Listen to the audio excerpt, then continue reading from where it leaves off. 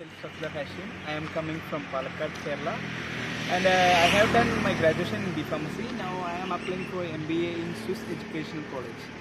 I have just went the embassy and submitted my documents. Firstly, you enter and they ask you to separate the documents, 3 documents, and you have to show them, and they will give a slip and wait for a few minutes, and they will call your name.